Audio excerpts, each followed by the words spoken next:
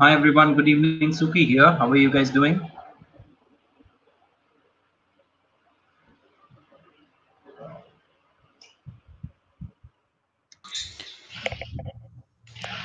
Good evening, Suke. Hey Anand, How are hope you? well with you. I'm good, man. Thank you. Yeah, all good. Great. Let's give a few more minutes for others to join in, and then we will get started. Sure, Suke.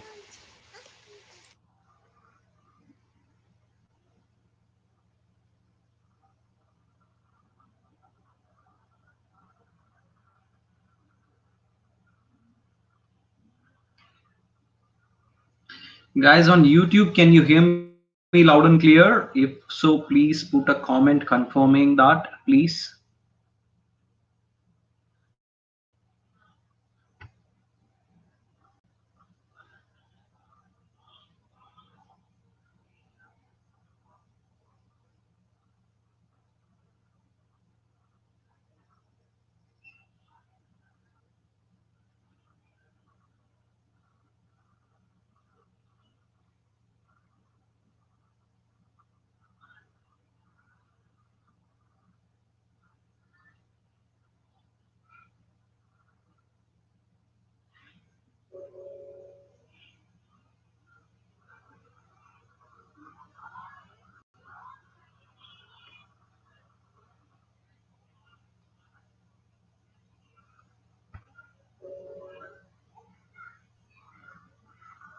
Great. Thank you, guys. Thank you for confirming on YouTube. We will get started in a few minutes' time. Please, let's wait. It's very low count so far. Let's wait if there are anybody else going to be joining us.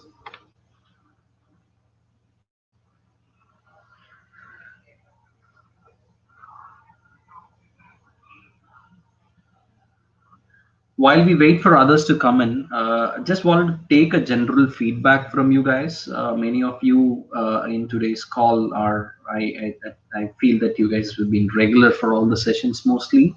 So if there are any feedback that you want to share about what is going bad about the session, what is going in our favor, what can be improvised, anything on that line, if anybody has comments, I would welcome them, please.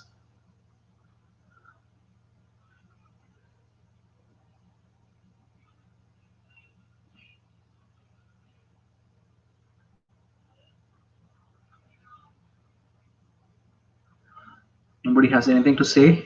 I mean, don't feel hesitant to speak.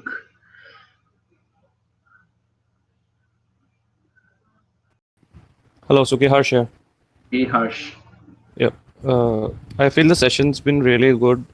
I mean, the best part, what I feel is if by any chance somebody misses a session, then we do have a recap of the previous session in the current session.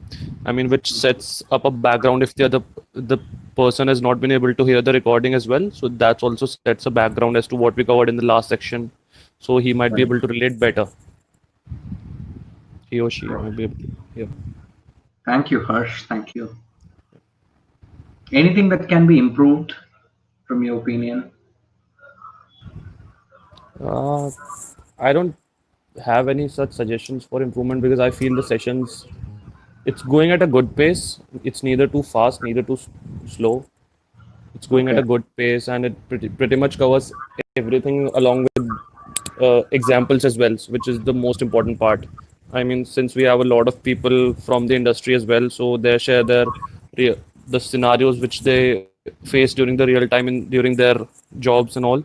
So that Mhm. also helps us.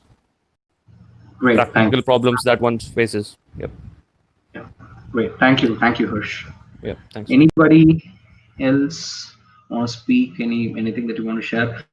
I know there is one thing that I want to improve. Definitely is being able to run this as promised. But it's just a matter of settling down in my current role in my organization, which is making me a little nimble-footed.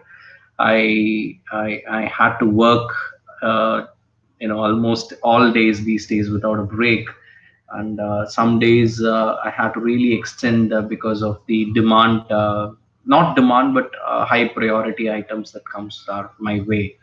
So that's the reason why I couldn't keep continuing the momentum that we built initially, 5 6 sessions continuously, but then there was a slump from my side. I apologize towards it, and I hope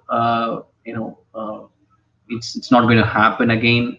And we will go Saturdays and Sundays hereafter, because many people voiced out, instead of having a session on Wednesday, let's do both the sessions on weekends, which is a fair ask. So we will try to do that. But the reason that I initially had Wednesdays and Sundays is that you should not forget studying for this during the weekdays. Like, always everybody is busy with their personal work and official work, but it should not be like, it's only a weekend thing, and during the course of the week you forget this and then come again on a Saturday, starting afresh again. That should not be the case. So that's the initial intent of me keeping Wednesday ones and Sunday ones, so that the continuum is there and you make it as a habit as well. But yeah, I mean, all of us are seasoned professionals. We know what is our priority. So I would leave that just judgment to you guys. You know better. I will, be flexible. If you want it on Saturdays and Sundays, yeah, let's do that. Not a big deal. Yeah.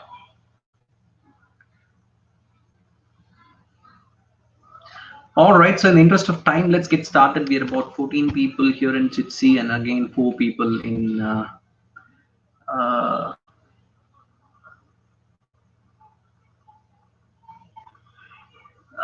okay, money common meeting platform to give access to global participants.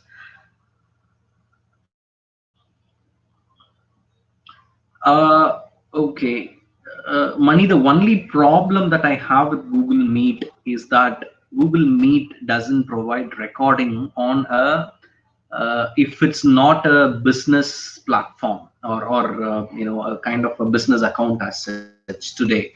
And recording is one of the fundamental features that we're looking, because many people across the globe, it could be 30 people who are regularly attending the calls, but I know more than 100 people who uses the recording rather than coming live online because of time issues and all the other stuff, right? So I mean, if you know of a platform that is globally accessible, which gives us the feature of recording, I think that would be great. If anybody knows any platform, again, I don't want to bother anyone with going for a paid platform or something. We would keep it, try to keep it as a free to use platform like that of a Jitsi or something, and see how we can use. Or for people who are unable to access Jitsi, I would only recommend try using a VPN or something and accessing Jitsi. If it works, I mean, I think that concern will get sorted out. But yeah, in the meanwhile, if there are any platform that provides us the stability like that of Jitsi, along with features, because Jitsi is very, very feature rich, at the same time it's free. Anybody has got any of those platforms in your mind, please feel free to share with me. I'm more than open to explore those options, Money.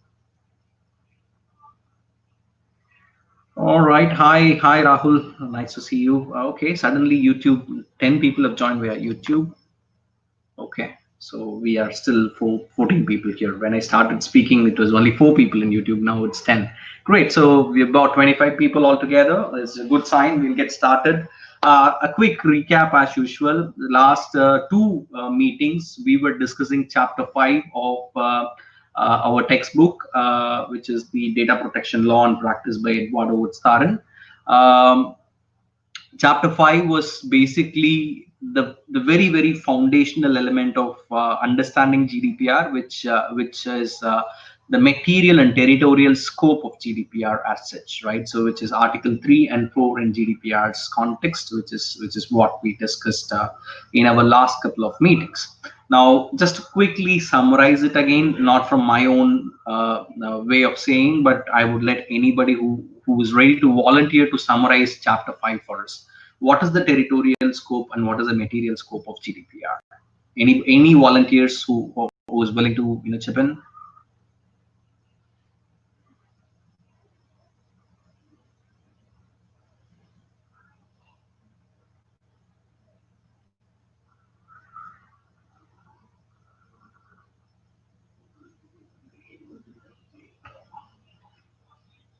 Harsh, you want to go?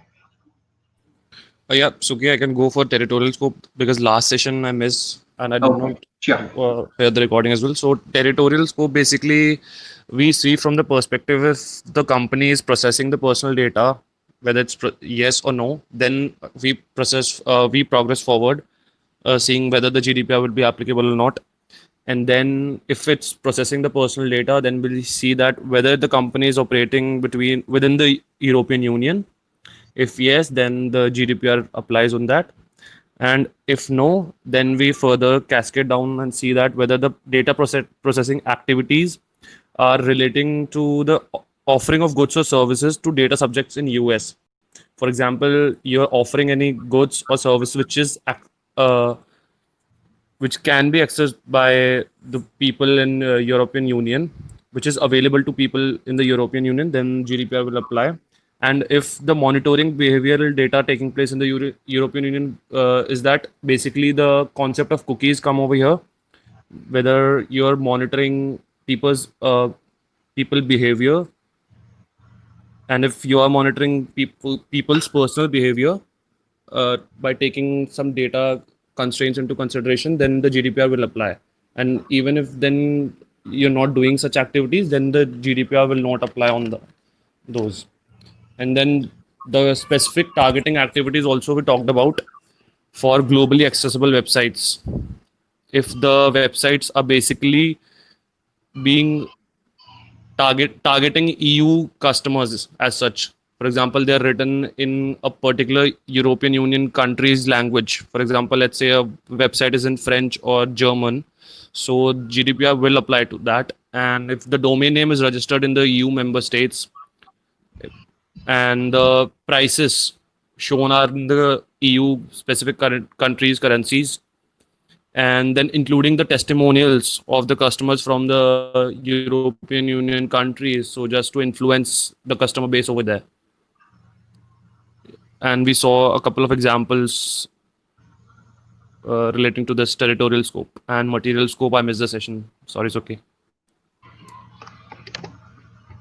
No worries, Harsh. Thank you for summarizing it neatly. Any volunteers for explaining the material scope?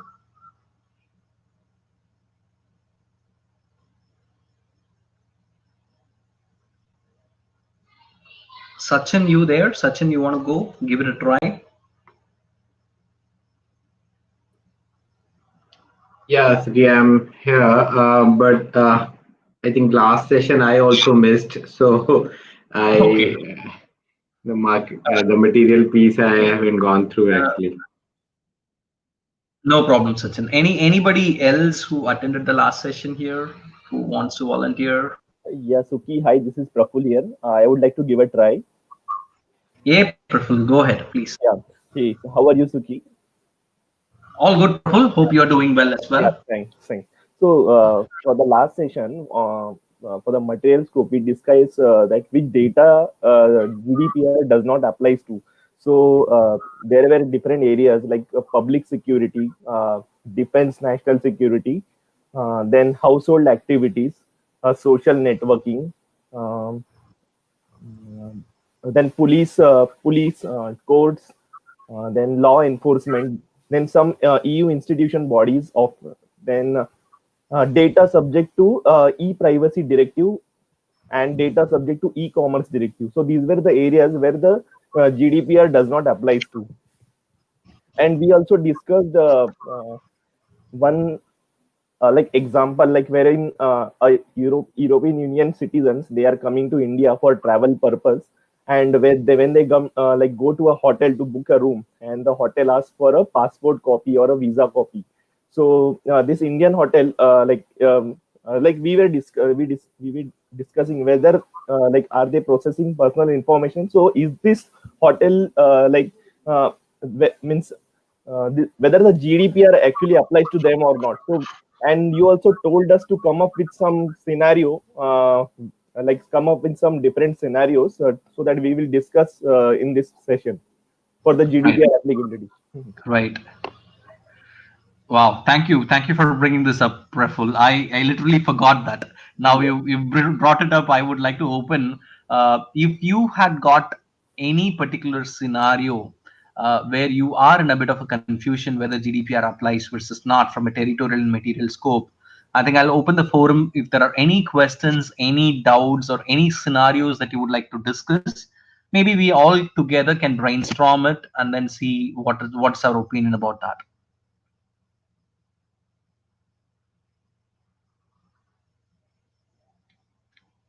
Anybody, any scenario, guys?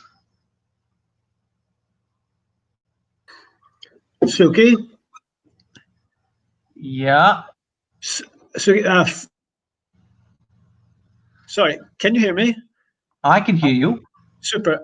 First off, can I say thanks very, very much for the service you're providing. It's really, really of great use, very professional, and of great help to, obviously, to all of us who are tuning in so often.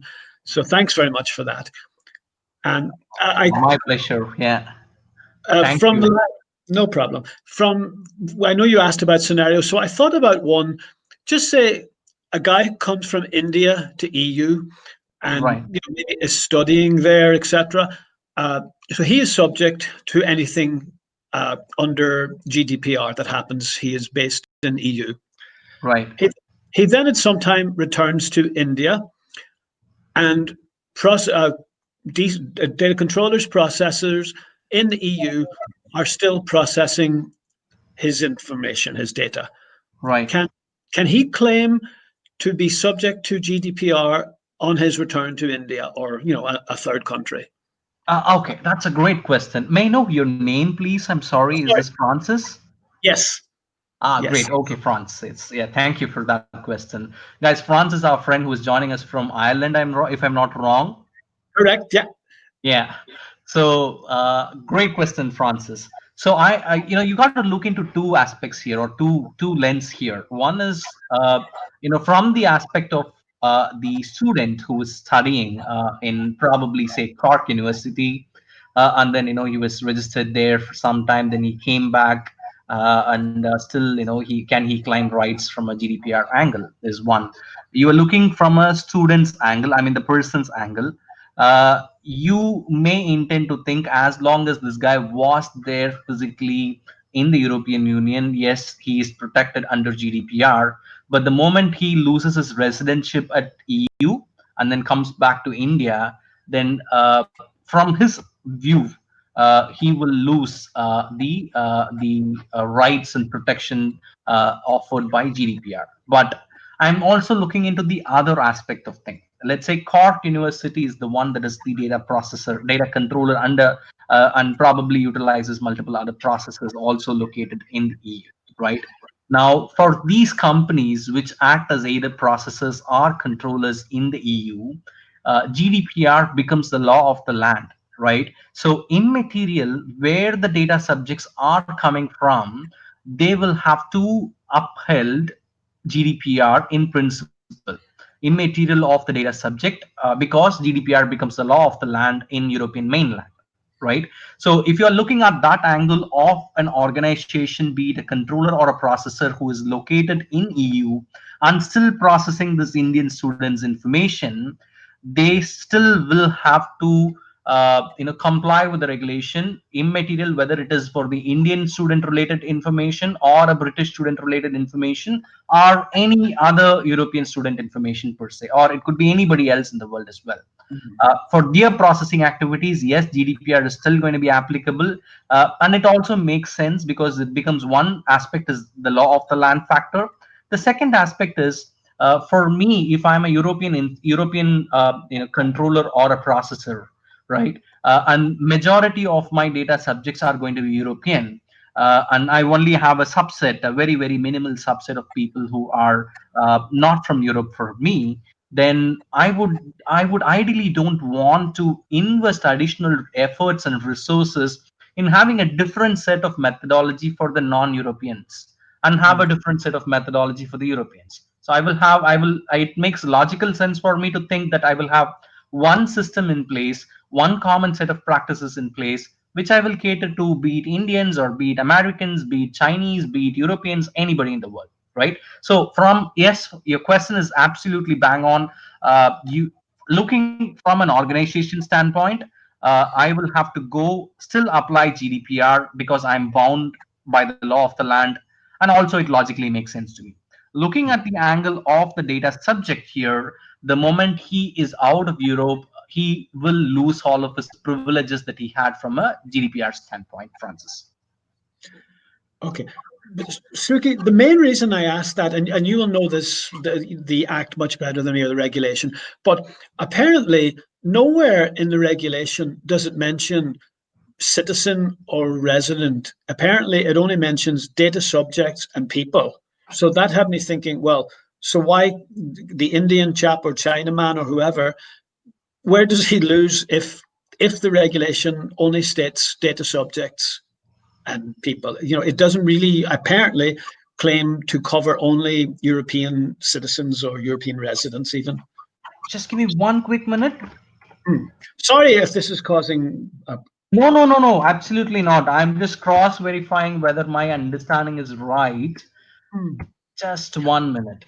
To be honest, I think it's one of those big gray areas, and it's not questioning you. It's something that is just out there that, you know, hasn't really been nailed down yet. Yeah. See, Article 3, I'm reading Article 3, subclause 1 and 2 for you. Okay? Yeah. Subclause 1 very clearly says, applies to processing of personal data in the context of the activities of an establishment, of a controller or a processor in the union, regardless of whether the processing takes place in the union or not. So that means this is bringing in the angle of the controller or a processor who is located in the European Union, immaterial whose data you are processing. This is going to be still applicable. GDPR would still be applicable to you, right? So if you are an entity located in EU and processing, any subject, any data subject's personal information, yes, this law is going to be applicable to you. Okay, immaterial where this person is going to be coming from. Okay. The second point of this Article 3 talks about the regulation applies to the processing of personal data of data subject who are in the union by a controller or a processor not established in the union. So the second is talking about the extraterritorial scope of GDPR, right? If you are a controller or a processor not established in the European Union, then your obligation towards GDPR will kick in only if you are processing data of European residents. Right? That is very clearly written. Where the processing activities are related to offering of goods and services, irrespective of whether a payment of the data subject is required to such data subjects in the union. Underline, to such data subjects in the union. Second, monitoring of their behavior as far as the behavior takes place within the union. So for anything that is extraterritorial in nature, the question of he being a European resident comes into place. Anything for any organization which is not extraterritorially covered, but rather, it becomes the law of the land. For them, there is no second question, irrespective of the nationality of the person, the residence of the person. If the processor or the controller is located within the European Union, then yes, they have to oblige to GDPR. I think that will bring you the clarity, Francis. Yes. If you are an entity within EU, then you don't have a leeway. You have to treat everybody's data equivalent to that of a EU data subject.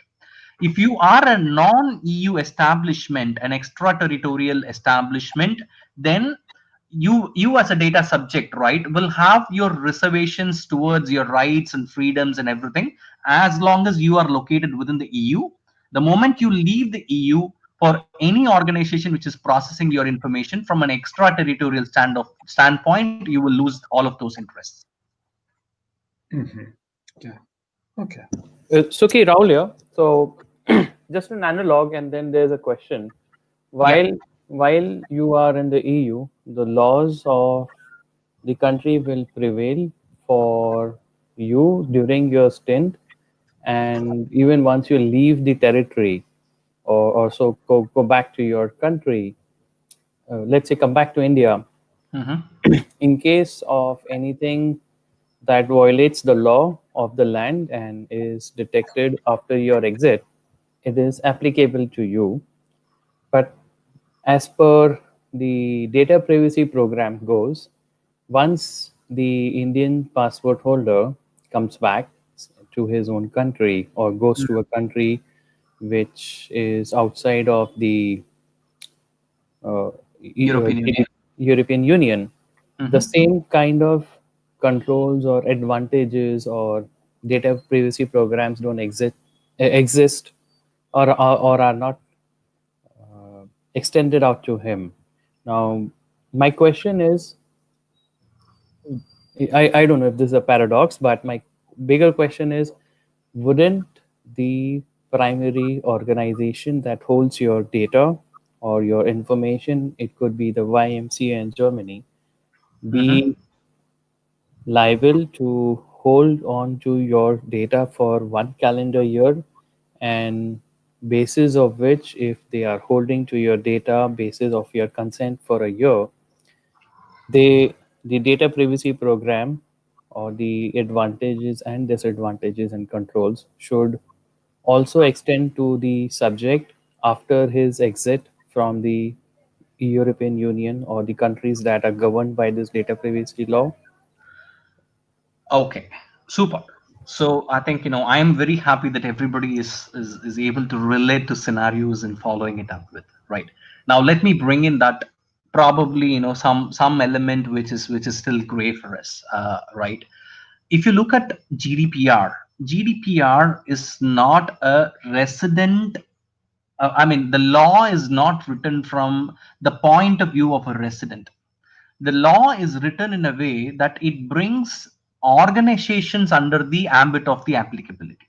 Article 3, though it bits and pieces talks about residence, data subject in the union, and all of these words are written, predominantly all of these subclauses within Article 3, which is the territorial scope, will say when it will apply to an establishment in the EU, or when it will not, when it will apply to an establishment outside of the EU, right? So ultimately, if you look at the applicability is triggered towards an establishment, in the context of its processing activity rather than the question of data subject being brought in. Okay, you have to look into that angle, Rahul.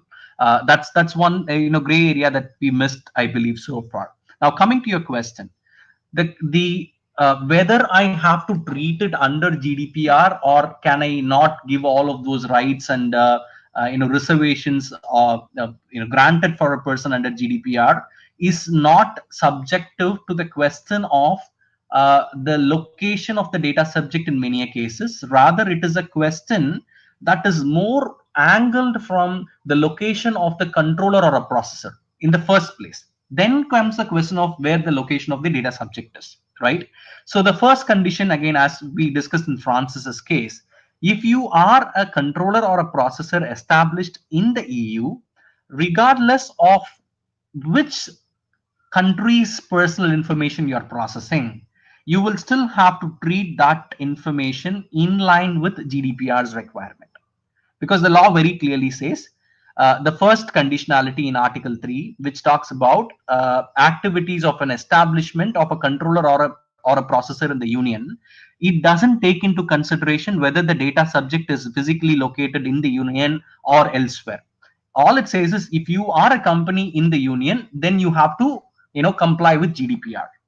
As simple as that. When I say comply with GDPR, if I am a controller based out of Frankfurt and I directly collect people information from China, Australia, US, Canada, India, and a lot of other European countries as well, I cannot discriminate one data subject's data from other data subjects' data from an applicability of GDPR angle. I have to commonly apply GDPR for everybody. So in that case, an Indian will also be able to establish his data subject rights or all the other benefits that GDPR provides to any citizen, for that, anybody for that matter, if my information is processed by an European organization as such, right?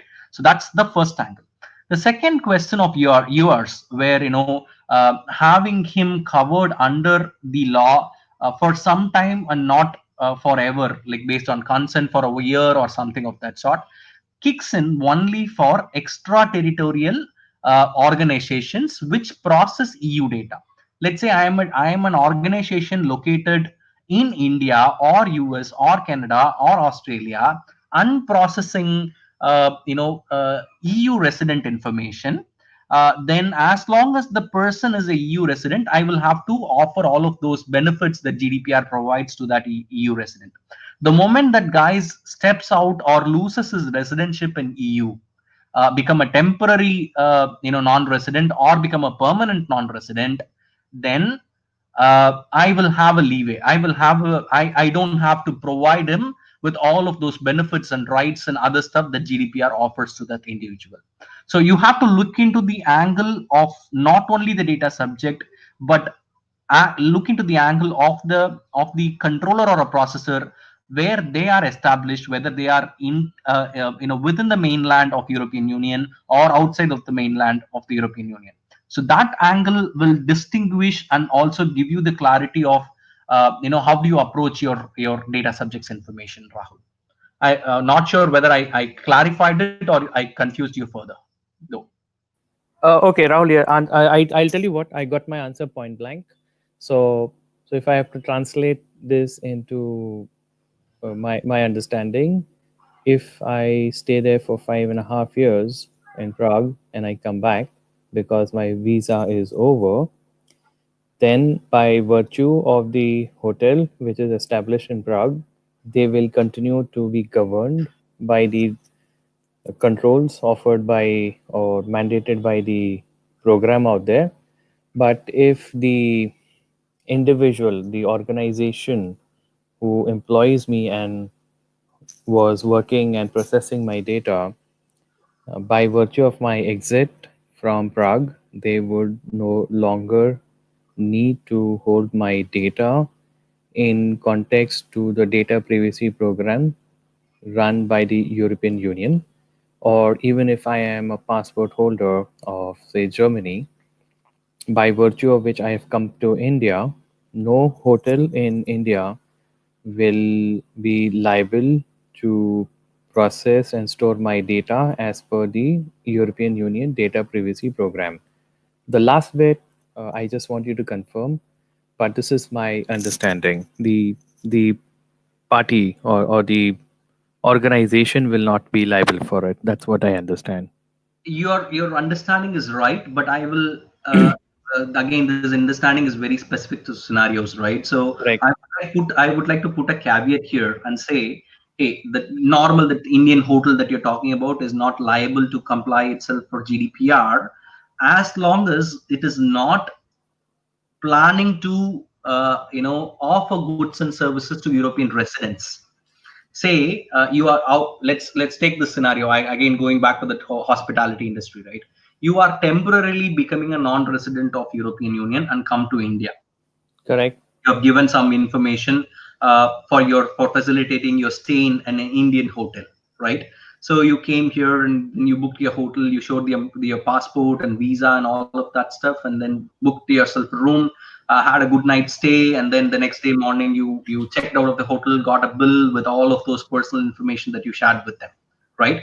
If the hotel is doing only this kind of an activity, no, absolutely there is no requirement for the hotel to apply the concept of GDPR in any processing activity. But let's say the hotel is developing a CRM database out of this. They are compiling all of the traveler information, and they also profile travelers. Okay, these are European travelers, these are American travelers, these are Australian travelers, and then they probably start to do focus marketing activities at a later stage in time, right? And by then that temporary non-resident would have become a resident again in European Union, right? So if you're going to do activity at a later stage, by when this person is going to be an European resident, and if it's going to have an impact on him, then yes, he is subject to GDPR. Okay. Fine. Now I have another question, and it came from one of my other classes around ISO, which is a global standard, and the implication of it for GDPR. Let's say I am a digital marketing agency. I have created a couple of ads, sold it to a large advertising firm who has a contract, say from ICICI Bank Limited. Now, I also offer hosting services for the digital marketing ads that I have created. And ICICI Bank has a unit in Europe. By virtue of the fact that the ad was created to target clients in Europe, the digital marketing agency, that is my agency, will be liable to comply with the GDPR program, even though I am simply doing a redirect of whatever hits the whoever hits the click or the landing page. Is that assumption correct? Right. You will act in a capacity of a processor. ICICI will still be the controller of data and the owner of the entire process, but you will act as a processor for ICICI. Yes. Okay. So Over to the obligations will all kick in for you. Okay. Enough questions for today. I appreciate the team's patience. Thank you, Suki, and thank you, everyone. I'm holding on. Yeah. Great. Oh, anybody else? Any scenarios? I know that. I mean, this is the most interesting part. I really love listening to those scenarios and then brainstorm along with you guys. Or anybody else who has got a different thought process of the questions that Francis asked or Rahul asked so far. Please put forward. Hi Suki. Hi Suki. This is Ravi here. How are you? All good, Ravi. How are you? I'm good, thank you. So I think I'm going to continue something with respect to what Mr. Francis had asked in the question. I'm just trying to, open my thoughts. I think what you said was right. We have to look at the angle in which GDPR actually is for the data processor or the organization. So that organization, irrespective of which citizen's data it holds, GDPR applies to it, right? Yeah, if it is an organization or establishment within the European Union, yes, yeah. Correct, and definitely most of the European organizations will have the personal information of multiple citizens. It's not just European citizens. Right. Right. So in fact, that answers the question that GDPR is not on. It doesn't very specifically says that it's only for EU residents, or EU residents only have the right to do it or rights to claim. Absolutely, Ravi, but that is the misconception that everybody is under today, unfortunately. Correct. Many people think that GDPR is there to protect only European residents. That is fundamentally where I also disconnect with that majority of the crowd and say, hey, GDPR is not a resident or a citizen-centric law. It is rather focusing on the organizations. Exactly. But there is one more catch here. Yeah. What I understood is, but I think at the end of the day, it's in the interest of EU citizens. It's not by law, but it's for the interest of EU citizens only. Absolutely. Right? Yeah. But any citizen of or any nationality who is in Europe, I think they will have the right to file a complaint or do any such sort if his information is misused in the territory of Europe. Correct. All right. So I think this is my understanding. Hope we are both in sync. Yeah. Thank you. Great. Thank you for your thoughts, Ravi.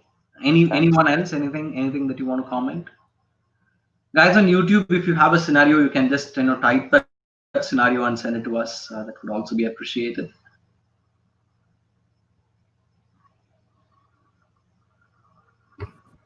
Francis, did I answer your original question? I mean, did I add clarity to it? You still have any questions on that, Francis?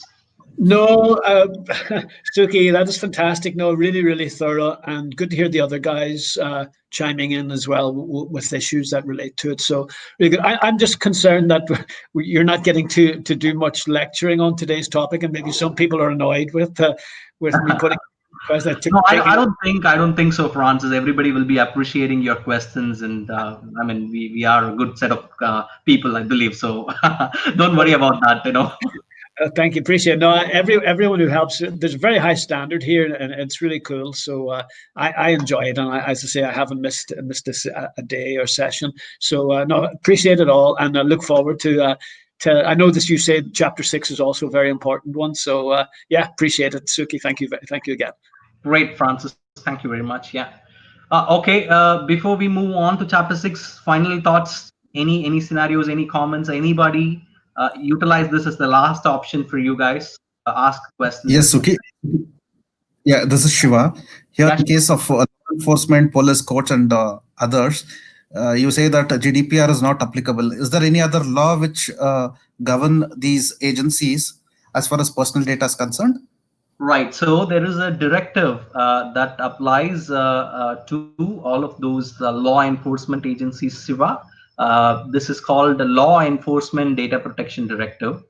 LEDPD is the acronym for it. So for anything that is from a law enforcement standpoint, this is not governed by GDPR. Rather, it is governed by the LEDPD.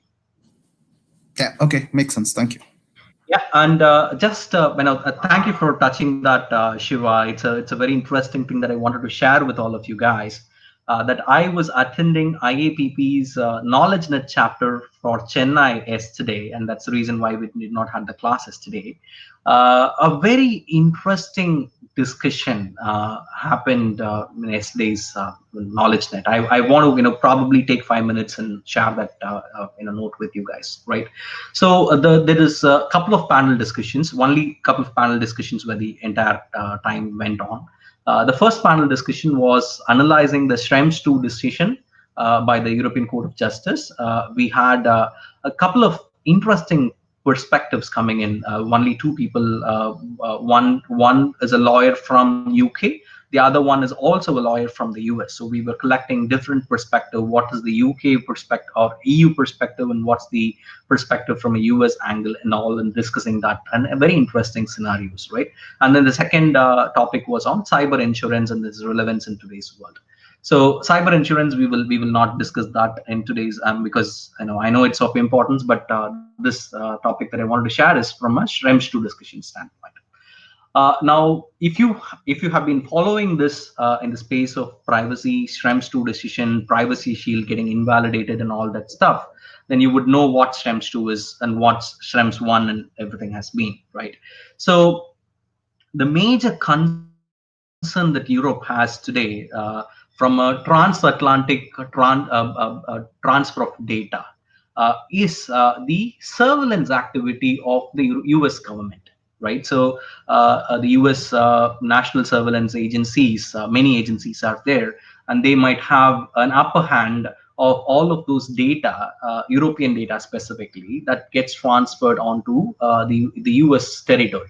Right, so that's the concern that even Max Schrems, be it, or the Court of Justice, the judge who passed on the judgment, and everybody had this concern of U.S. surveillancing, and people might lose certain provisions that is fundamental right in the Europe, like that of privacy. That's the whole context. So this is what the European counterpart of the discussion yesterday was trying to explain all of this, and this is what the background of Schrems II and everything. And the U.S. counterpart, the U.S. lawyer who came and pitched in with a very, very beautiful thought process, and I really liked it. He said that it is the same case in EU as well. I'm not sure why it is being overlooked, because he said, like how we have national surveillance agencies and federal law that governs national surveillance in US, if a data transfer that happens from elsewhere in the world to EU, or be it EU's own data, right? Now, anybody who is a surveillance agent in the EU mainland, is also not protected by GDPR. The applicable law for them is the LEDPD, which is Law Enforcement Data Protection Directive. Any agency which is very similar to that of an NIA, a National Intelligence Agency, or anything that operates within the European mainland is also not protected by GDPR, rather by LEDPD. And that is the point, which brought in a lot more sense. Now, when GDPR in itself is not in its own mainland, it is not assuring data protection from a surveillance angle, and it is a different law that altogether applies. Why is this a real botheration for EU when it comes to US surveillancing activities? Of course, there could be political reasons and many other things. Maybe EU can counter argue, say that I at least have an LEDPD. What you have might be a question, right? So, but this is a very, very interesting perspective that the US lawyer introduced. Said that your own data in your own mainland is not governed by GDPR when it comes to surveillance. It is being subjected to some other regulation. But it's a little crazy on the other side. How do you expect a country like US to protect this European data from a surveillance activity when within its boundaries? It's one and the same is what the counter argument of the US lawyer was, which is a very interesting thought. I think Shiva, since you brought that up, I thought I shared that snippet of information with you guys. Yeah. So what was the conclusion here, Suki? What I understand is, these guys are nobody to conclude. So it is just an analysis of the discussion, analysis of the judgment. Ultimately, any conclusion has to be happening at a governmental level or the court levels, right? So these guys are only discussing or analyzing the outcomes of the judgment, and it was an interesting argument between them. Yeah, but still, US, they don't have a law, right, to protect the personal data of the European Union. Why would US be interested in protecting personal data of European Union, right? So US first interest of US should be to protect its own residents' information or citizens' information. For that, even they don't have a law at a federal level. Many states have their own versions of the law, but at a federal level, they don't have any, because there is fundamentally a difference, right? EU looks at privacy as a fundamental human right. That's what we studied in Treaty of Lisbon, Article 16 of Treaty on the Functioning of the European Union, reinforced this fundamental rights chapter, said that in EU we are going to treat privacy as a fundamental human right? So that's what the EU version of it. And country like India also went on to say at one point in time, our Supreme Court went on to say that privacy is a fundamental right. That's what our stance is. But if you look at US, in US, there is no concept of privacy as a fundamental right. Privacy in US is a property right, not a fundamental right. That is the major disconnect between the ideation of this whole privacy debate, the way that it is being looked at from a US angle versus the EU angle, Shiva.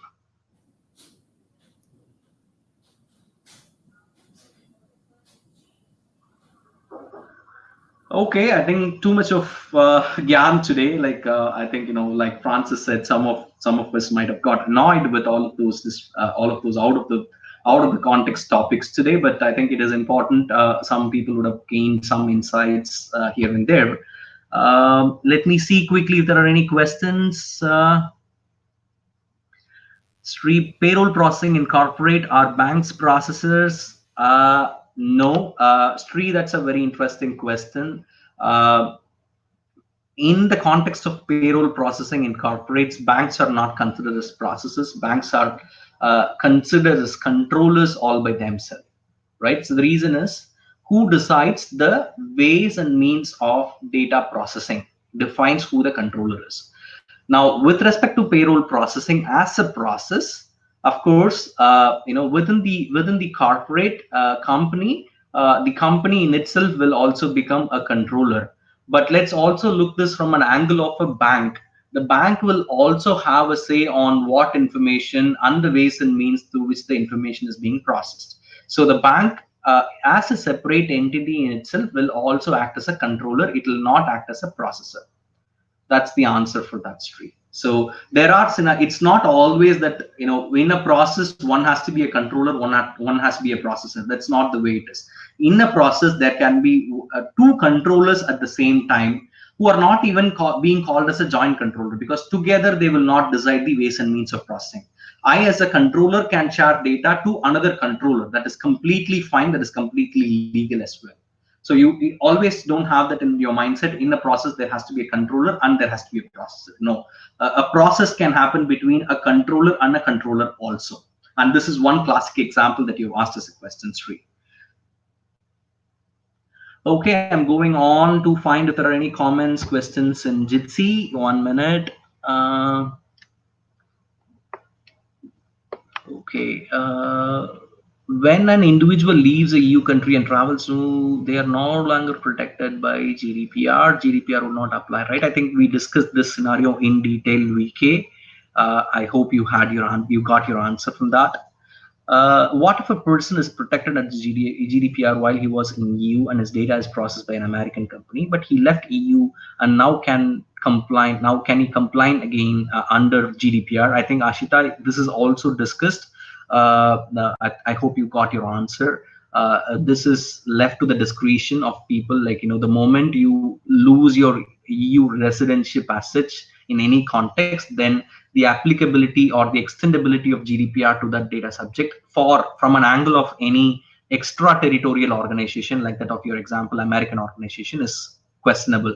It is, you know, if the American company wants to extend it, immaterial of the data subject's location, yes, they can. But in principle, according to GDPR, there is no legal obligation on them to extend that, the provisions of GDPR to a person who has left the EU already.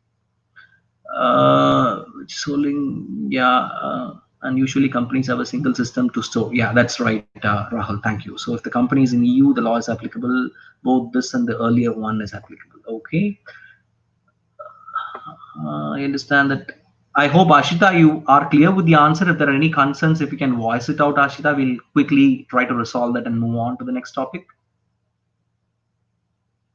No, I am clear. I was just concerned that is it important to determine while the is it only the residentship which determines this scope, or whether we take at the time of processing, the time of while he was in EU, that processing was happening. So I can still, as a data subject, I can still complain to ICO or DPC for that matter. Can that happen? No, that's your statement itself. It had the answer, I believe, Ashita. So when you take into consideration of residentship is only for organizations that process your data from a non-EU standpoint. Like, they are not physically there in EU, they are not an establishment in EU, but then still they process EU data. Then the question of residentship comes in. Right? For if the company in itself is an EU company, the question of residentship doesn't even bother. That doesn't even come there. So if you are a EU-based company, you will have to adhere to the norms, the obligation that GDPR puts in. But if you are a non-EU-based company, you are obligated to meet the requirements of GDPR as long as the data subject is an EU person. The moment the data subject is becoming a non-EU person, the company, the American company in your example, is not obligated to safeguard his information or provide him the rights that are ensured by that are put forth by GDPR towards that individual. Okay. Yeah. Are you satisfied? Is there any disconnect there? No, no disconnect. I was just wondering, this is just an additional question. So I can still not complain with the authority, how it works with the authority at that point of time. You, after you losing your residentship, or while you are being a resident? After. I don't think after you left the EU, then you will have the right to go and comply to ICO there. I don't think so. Okay. Doesn't the Act does not talk about residentship? So no, because there is a great gray area. So at that point, can this not be an argument that I gave that the point of collection was while I was in EU, or there was the form was in EU, so that does not give me a right to access my information, or for that matter delete information and complain about the company in the EU? I mean, because since the law is very silent on the residentship in that manner. No, the law is not silent on the residentship, Ashita. The law is very clear. If it's concerning a non-EU company, as long as you are a EU resident is when the law is applicable to you. The moment you lose your EU residentship, on what basis can you reach out to an ICO event, right? So the ICO is going to question, are you in the UK? That's the first question that the ICO might ask.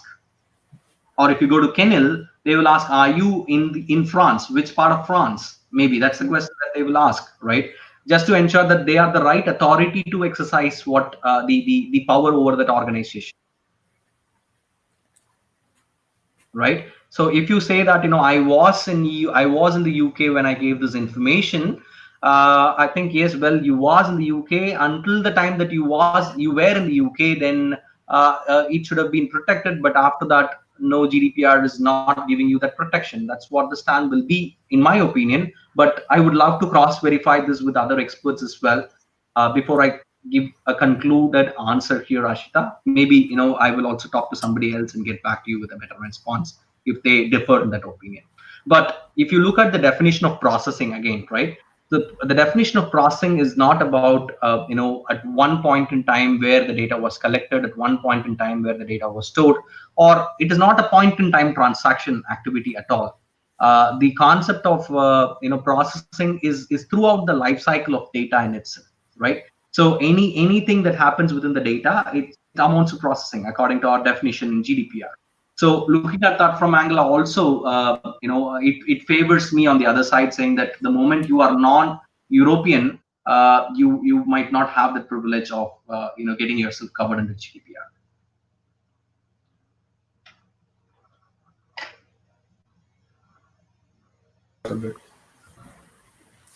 Okay.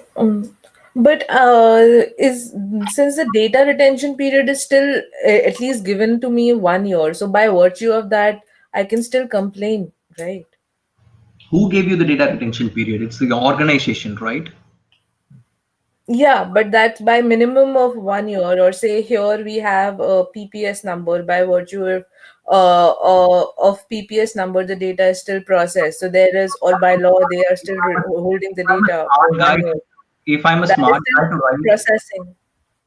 if I'm a smart guy to write a privacy notice, I would probably have a common section that is applicable for everyone, and then I will have a separate carve-out section that is only applicable to EU residents. Now, what will happen in that case? Let's say if the organization was not smart enough, and then they said they had only one privacy notice for everyone, if this was shown to you in a privacy notice that you can exercise your data subject rights, you can exercise your you can go and complain to a supervisory authority, and everything is common for everybody in the world, then yes, they are giving you that right by putting that in a public forum, that giving that information part of your privacy notice. But if, let's say, the company is very clever, very smart, and then say, this is a section that only applies to EU residents and nobody else, and they call out all of those mandatory things under if that's the ask, then the moment your visa expires or you lose your citizenship or residentship, as per the protocol, you may not receive the breach notification. I believe that is where it all boils down to. We're not really talking of going back and filing a case. If I'm wrong, Suki can always correct. Yeah, right, Ashita. I think, Ashita, as I said, I also understand that there is a little bit of grayness in this area. What I will do is, it is not just going to be beneficial for all of you guys, but also beneficial for me if I get that absolute clarity required. So I promise to update you, in the next meeting, or I will circle back with the experts that I know and take their opinion and give you a concrete answer for your question, Ashita. Yeah. Sure. Thank you, Sukhi. Thank you, Rahul, for adding on. Great. Thanks, Rahul, for your chipping in. Guys on YouTube, are you back? Can you see the session now again? I think momentarily we got disconnected. Okay, Nitin asked a question in YouTube saying, what is the difference or relation between privacy and security? I mean, from a technical standpoint, I can go on talk, Nitin, but I don't know whether it would make a lot of sense if I go on that angle. So let me try. So from a technical standpoint, security is I mean, everybody knows that CIA are the three pillars of security: confidentiality, integrity, and availability, right? So those are the building elements of security. However, when it comes to privacy, the building concepts of building pillars of privacy is not confidentiality, integrity, and availability. Rather, it is traceability, linkability, and identifiability, right? So that is from a technical standpoint. When we say traceability, where you would be able to trace an individual. Identifiability, whether you'll be able to identify an individual. Linkability, whether with the bits and piece of information that you can, link bits and piece of information together, and then, probably either lead to traceability or identifiability as such. So this is from a technical jargon standpoint, I would say the difference between security and privacy. Security deals with confidentiality, integrity, and availability, and privacy deals with, traceability, linkability, and identifiability. Coming to a layman's perspective, right? So again, I will one layman perspective, I'll put it for anybody to understand. Second is from an organization standpoint, right? Security, let's say you're going out of your home for a quick picnic or a day off or something like that. What we do is, generally as a habit, whenever we step out of a home, we lock the home, we double check the lock whether it is properly locked, or is it like, it's loose or something like that, and then you step out, right? So having a lock on your door is something called as security, so that you ensure it from this thing. Privacy is like, you have your doors locked, but you also would ensure that you put a curtain on your windows, a curtain on your screens, right? A curtain screen on your windows. That kind of ensures, that kind of, talks about privacy rather than security, right? So that's a very, very small difference between privacy and security, in my opinion. But from an organization standpoint also, right? Organizations are much worried about security and protection. Organizations are not so much worried about privacy, because privacy is an individual's choice. It is not an organization's choice. An organization will only be looking at from an inside out angle of, I want to protect my information, I want to protect my assets. My interest in protecting this information and asset might also extend to personal information, because I, as an organization, treat personal information as a critical asset for my organization. So looking at that angle and applying techniques to protect that information is what is ideally called as information security, or if it's in transit, then you're protecting it is ideally going to be called as cybersecurity. But from privacy on the other angle is from an individual's view, right? So if I am sharing information with an organization, can I expect this organization to ethically handle it? Can I expect this organization not to breach my privacy, not to cause any harm towards my rights and freedoms as an individual? So looking at that angle is what is called as a privacy. And looking from an organization's perspective is always, most of the times, you would only be discussing security and protection from an organization standpoint. And that is why GDPR also rightly termed they coined the term data protection officer rather than data privacy officer, because privacy cannot be done from within an organization. Privacy is an expectation that the consumers and the employees and the other people who are outside the organizations might have. From an organization standpoint, it is always important that they protect information appropriately. They protect it, they protect business information, they also protect personal information. When it comes to protecting personal information, organizations tend to think that they are dealing something with privacy, but that's not the case. Privacy is always coming from an individual's angle. Security and protection is something that always come from an organization's angle. Yeah, so that's the answer for I mean, all aspects of the answers towards the difference between privacy and security. Not sure whether you guys agree. You guys have any comments? If there are any comments, different viewpoints, put that across. We will discuss that. I think pretty much this session went on like a Q&A. Great. Okay, but I love this.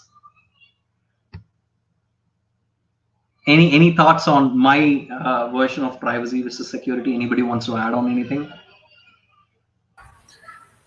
Well, I like to add, Suki, here. Privacy is more like a human right. It's to ensure, whereas security is the means to ensure that your right is enforced. That's what I believe. That is right. Security is one of those means and measures. Is the point? It is not the only means and measures. Security is one of those means and measures. Right. I think, and that is also the difference where the difference between right to privacy and data protection lies here. Right. Yeah. I mean, there is an analogy, right? So privacy cannot be achieved without security. At the same time, security alone doesn't mean privacy. If you are able to read in between the lines and make a sense out of it, that's the answer. Simple answer for you. Yeah, EU Charter even specifically differentiates and define both the terms. Right. Yeah. Thank you, Ashik. Vaibhav, you wanted to say something, Vaibhav?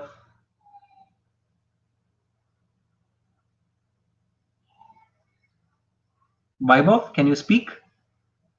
We can't hear you, though.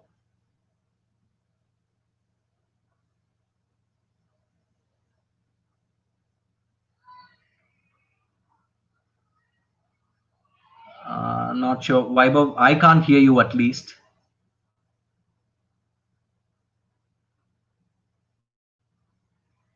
I think it must be by mistake, I guess.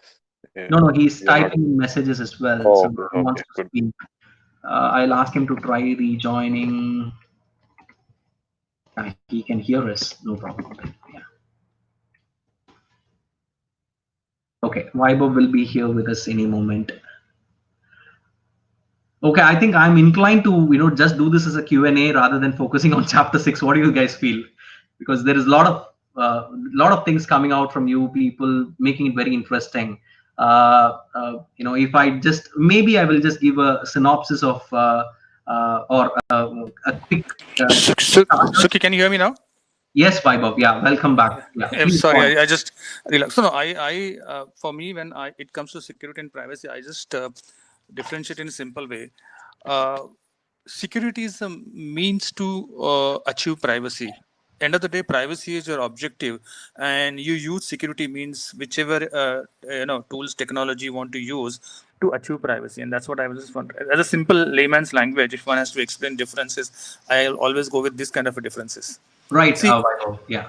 That's what I want to add. Nothing much. I mean, you explained it very well from organization point of view, but a simple differentiation would be this to consider privacy as an objective and security as a ways and means to achieve it. That's so rightly put, Vaibhav. Just to add maybe one fine tuning of it. If privacy is your objective, security is one of the means of achieving privacy. It is not the only mean again. So it is also a mean to achieve privacy. Yeah. So. Agree on that. But it's when you talk about only two things, privacy and security. If there is a third thing which you talked about, yeah, we could always have. But I think that's what you said is also fair, not a problem. Thank you. Thank you. Guys, rest of you, I would like to introduce Vaibhav, just like how I introduced Francis in today's call. I may not know everybody in person before, but I'm glad that I know Vaibhav previously before the sessions and everything. So, Vaibhav is a very, very seasoned senior professional in security, risk and governance and compliance and everything. He was heading the GRC function for a very, very big Indian, not an Indian, in fact, a multinational, ITES company. And I had the privilege of working back with Vaibhav, in my career at some point in time, and I cherish each and every moment that I spent with Vaibhav. Vaibhav is a very, very active person in ISACA chapter in Mumbai. He does a lot of classes, a lot of mentoring and tutoring to people who are aspiring in the GRC space of things, like you be aspiring towards CISA, CSAM, CRISC and all that. I think Vaibhav is the go-to person in my opinion. So always, Vaibhav will also be very, very, open to help you guys. I believe with the permission of Vaibhav, I take this as an opportunity to introduce Vaibhav to the rest of the community here. And if you have any senior person giving your inputs and you have a thought process that needs to be get validated, I think Vaibhav is a guy to go for all of you guys. Hey, Suki, you're flattening me. Yeah. Thank you for that introduction, and yeah, welcome for any help, any assistance, anytime. Yeah, right, not a problem. Thank you. Great. Thank you, Vaibhav. Yeah. Great. So let me quickly introduce you chapter 6 today, and I think we lost. Hey, Suki, hi. Can you hear me? Yes. Yeah. Yeah, Suki, this is Saurabh here. Before you go on this chapter 6. Yeah, go on, Saurabh. Yeah. Yeah. So we had a discussion yesterday in IAP Chennai chapter. They were talking about something US privacy where it started, and they said this is more or less a property law, right? And after that they said some Nixon and. So can you just refresh something they talk about how the privacy started in the US? Rather in India, they said this is a fundamental right because this says Article 21, and even the Europe also is a fundamental right. But just I would love to know about in the US as well. They were talking about the Nixon, W. Bush, and something. So yeah. Okay, Saurabh, thank you. But unfortunately, I am not. I don't have enough of knowledge from a US privacy context, Saurabh. And I have to cut a sorry face to you. I believe today that I don't have the expertise to talk about US concepts of privacy at the moment, Saurabh. No worries. But I know that privacy is also being spoken about in the 4th Amendment of the U.S. Constitution, which is like the 4th Amendment is what they call as the Bible for them from a human rights and all that stuff. So in the U.S., so there is some mention about privacy from the 4th Amendment, and of course there are many sectoral regulations that takes care of privacy in the US, like that of if you're in the health insurance or in the health sector, then HIPAA comes in. If you are in the kind of accounting and all of that sector, then GLBA also has a flavor of privacy within it, and banking regulations do have a concept of privacy within it. So all of that is what I know, bits and pieces, but I know state regulations like CCPA and other stuff I know a little bit, but going back to the roots of where privacy originated in US, honestly I don't have an answer for that, Saurabh. I'm really sorry. No, thank you. Nobody. I will get it from the Google. Okay. Yeah, because when you're studying this, I would probably allocate 15 minutes time in one of our sessions so that you can let us know or pass on the knowledge to us, so that we also are kept abreast about what is happening in the US and why privacy is there is a disconnect between privacy in US and EU as such, or elsewhere in the world as well. So I will give you that 15 minutes so that you can pass on that knowledge to us. Sure, Shuki. Sure. Great. Thank you. Yeah. So yeah. Okay, so how do you want to proceed? Like, should we just get started with chapter 6 today, or you have still further interesting questions which we can discuss and debate today? I will leave it open for you guys. I mean, this is one of the best sessions so far. Though I have not been, speaking from the slide, very, very interesting discussion so far that we had. How do you want it to place? How do you want to proceed today?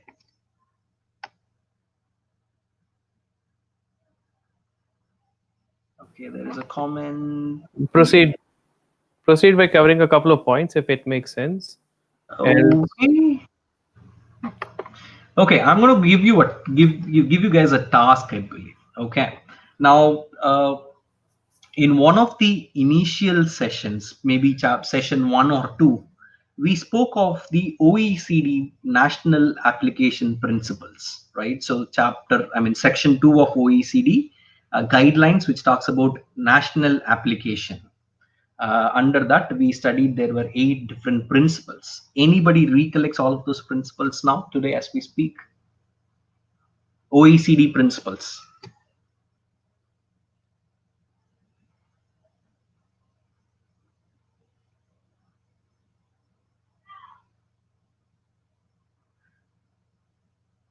there are no brownie points for right or wrong answers, so you don't have to be worried about being right or being wrong, or you don't have to be very happy about being right as well. So anybody, I mean, let's all do it together. We are a gang of like 18 people here and then 10 people on YouTube. So whatever comes to your mind, just start typing or start talking about it. What are those 8 principles? I'm sure we will, as a team, will cover all the 8 principles.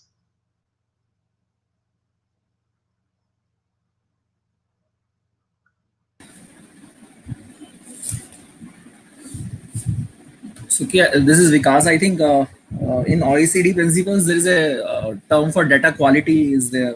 Okay, so, data quality is one principle. Okay, great. What else? Other than that, data minimization and this purpose specification and use limitation and the transparency thing is there for the openness. Okay, openness and transparency. Okay. Plus security guidelines are also there. Security safeguards actually. Okay, security safeguards. Thank you, Praful. So you got it one right. Accountability. Okay, security safeguards. Individual participation. Again. Okay, great. Okay. So we covered 1, 2, 3, 4, 5. 3 more to go. Collection limitations. Okay.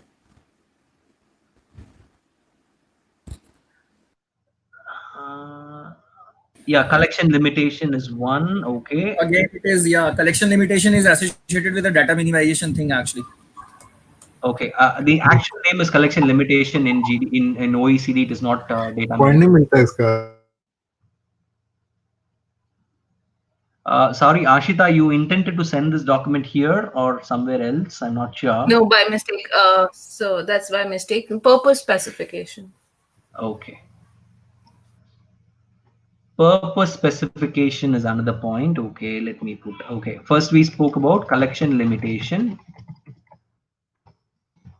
Then we spoke of purpose specification. Okay, what is the next? Only one more is there. We covered 7.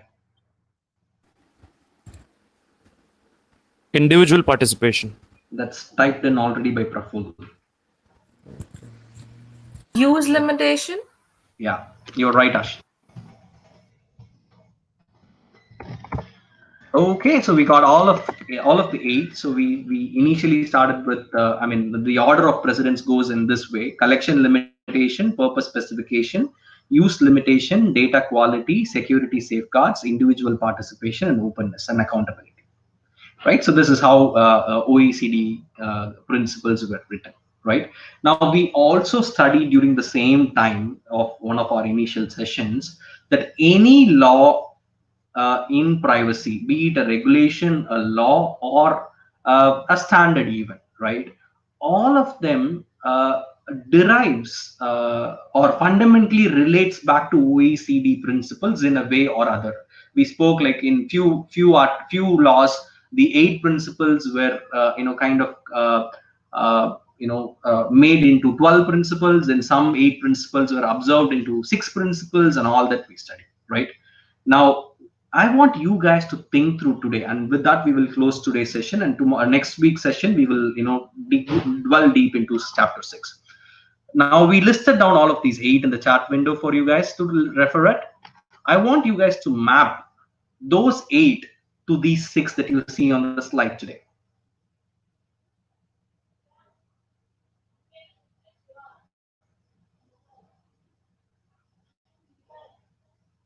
Can we do that?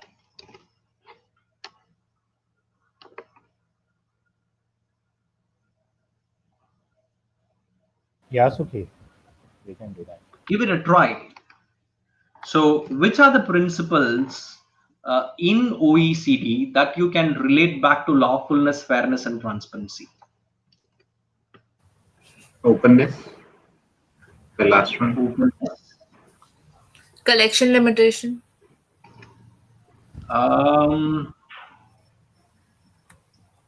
Collection limitation is not directly mappable, I would say, but openness is definitely yes. Quality, data quality. No, I think it's not directly mappable. Maybe indirectly you will be, but directly mappable, no.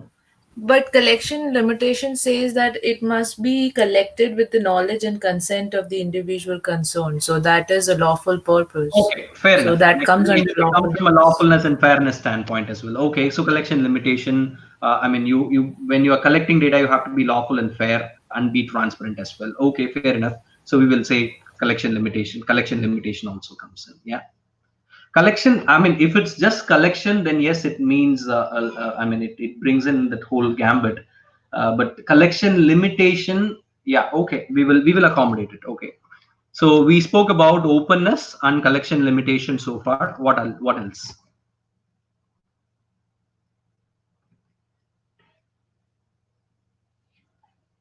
Okay, let's move on to the next one. Purpose limitation.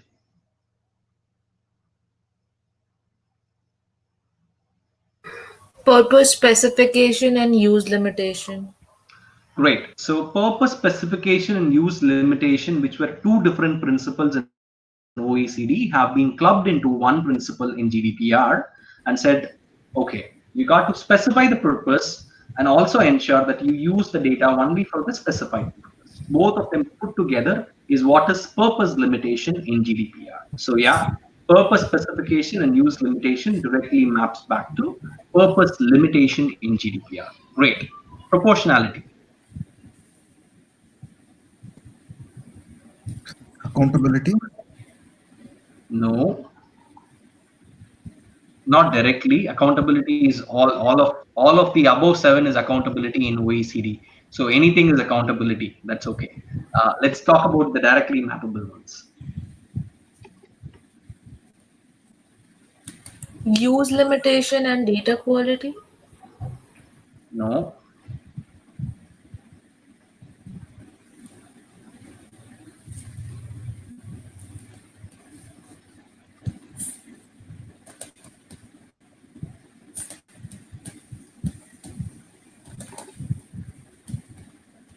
What does collection limitation means?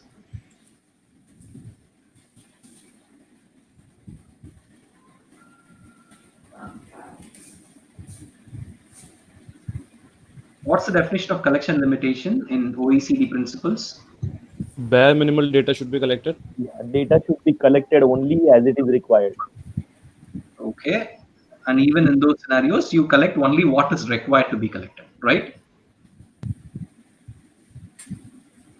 Correct? Yep. What does proportionality mean? Collect data that is in proportionation to the objectives that you are trying to achieve. Both of them relate to each other. Yes, they do. Yeah, proportionality is mappable to collection limitation in OECD principles. Proportionality is also mappable to use limitation in OECD principles because ultimately you are again going to use data in proportion. So proportionality tags back to collection limitation as well as use limitation. Accuracy, very, very straightforward. Quality. Absolutely, got it right. So accuracy directly maps back to data quality. Storage limitation.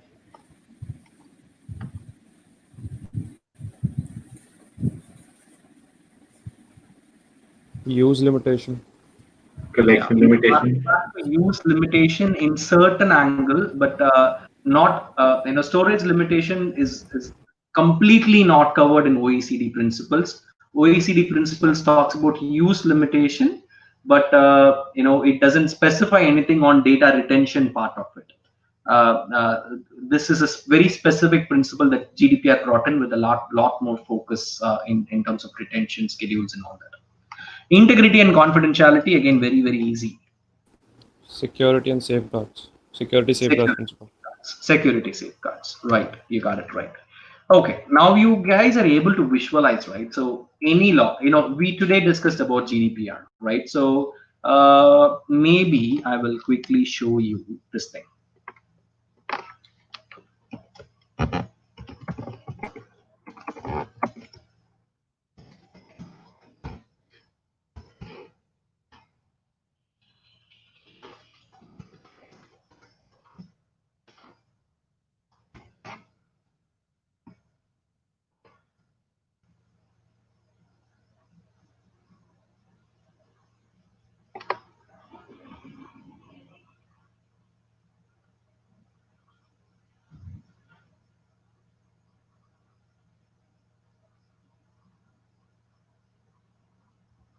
Okay, I'm just 1 minute. Let me share my screen again. I'll show you a different thing now.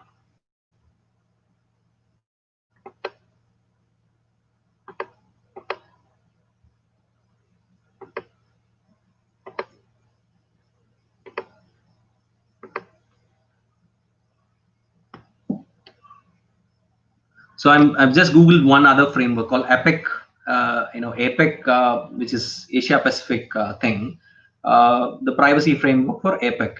Now in the picture that you see on my screen, you have OECD principles vetted against APEC as well as GDPR principles. Can you see how these map with each other? Like, you can find the same OECD principles either being one principle being split into many, or two principles of OECD combined together into one principle as well. So these are the possibilities that you bring in. Now, how did we fare today? So collection limitation, data minimization is a principle in GDPR. So we mapped it directly to collection limitation. Purpose specification, use limitation. So purpose limitation is coming in. Use limitation is also mappable to storage limitation. Okay, data quality. I think this they themselves has done it a little incorrectly, I believe. Can you see the new? The APEC privacy principles: notice and awareness, choice and consent, access and participation, integrity, security, purpose specification, collection and use limitation, enforcement and accountability. Do you think this is also mappable back to OECD principles?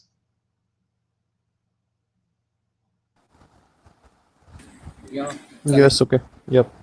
Yeah, so that is the reason why we started understanding. So there is always a reason why we have to study history, right? And this is the reason you can relate back to what we have today with some or the other events that happened in the past as well. So that is why we first studied what happened in 1980 when Organization for Economic Cooperation and Development put together a framework. We discussed that. Many of you might have thought, like, why are we reading about that? But now you will be able to relate it back, saying that, okay, that's the base. And any privacy framework, any privacy regulation have been built on top of that base is the very, very solid reason why we had to study that, right? Now, if you had studied, with the knowledge of OECD principles, we spend quality time understanding what each of these principles were. I think we will also spend quality time to dissect and understand how these principles were adopted by GDPR and put into practice by GDPR in the next session, focusing on chapter 6. And then with that chapter 6, the fundamentals will all be covered. The fundamentals are only these articles between 3, 4, 5, and 6. These are the fundamental articles of GDPR. Anything apart from article 3, 4, 5, and 6 is one way or the other referring back to what we have given already as part of the 3, 4, 5, 6 articles. So next session is one more detailed session that we will have on understanding the principles of GDPR. And after that, from chapter 7 onwards, we will be at a rocket speed covering the chapters as quickly as possible, because you would have got the gist of every fundamental concept by your next session with understanding of chapter 6. And after chapter 6, it is all about repeating ourselves the understanding in much more simpler and complex ways in one case to the other. That's what is going to be happening from chapter 7 onwards. We will be able to rush through all those chapters coming after chapter 6, in my opinion. I think we are just on the dot in terms of time. Though we have not covered good quality content in terms of the deck today, but absolutely wonderful discussion that we had. A lot of takeaways for me, a lot of takeaways, I believe, for all of you guys as well today. So with that, we will close today's session. I will wait for a few more minutes to take any Q&As. Otherwise, you can start to drop off from the call. Thank you very much for all of your active participation in today's meeting. Look forward to host you again on next week, Saturday, 7 p.m. India time with chapter 6. Thank you very much. Thank you, Suki. Thank you, Suki. Thanks, Suki. Thank you. Thank you all. Thanks, Suki. Thanks, everyone. Thank you. Thank you, Suki. Thanks, Suki.